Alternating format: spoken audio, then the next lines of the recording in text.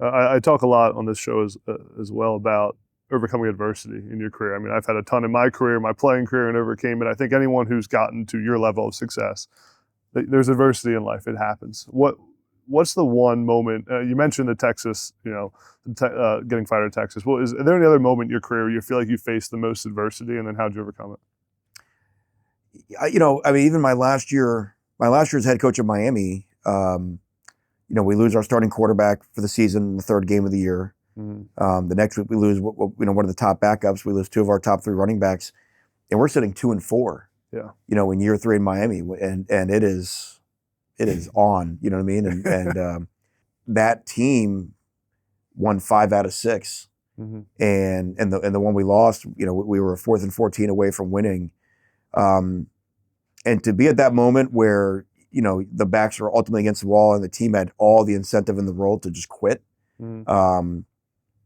that even though that job ended that season, you felt like, you know what, I think there's something here. And then to end 5 out of 6 at Miami, and then to, what we did here, win our first 5, or, you're all of a sudden, you're like, wow, you're on a little run here. Yeah. Even to go 9-3, tacked onto that, you begin to realize that, we tell our guys all the time, it's a big deal at Duke because our guys they're pleasers and they're high achievers, and they did things that other people couldn't or wouldn't do just to get into Duke.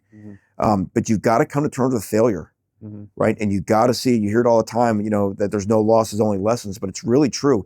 And you almost at times have to hunt failure. It's going to come, and failure teaches you. You just don't learn from winning the way that you learn from the losses. And so as a coach, as a player, we're all the same. And if you dread it, you're going to live in fear every day of your life because, those losses are coming. I love I've heard people talk a lot about how, when something bad happens to you, you think in the moment that it may be bad, but it may actually be a good thing because you don't see how it impacts the rest of your life.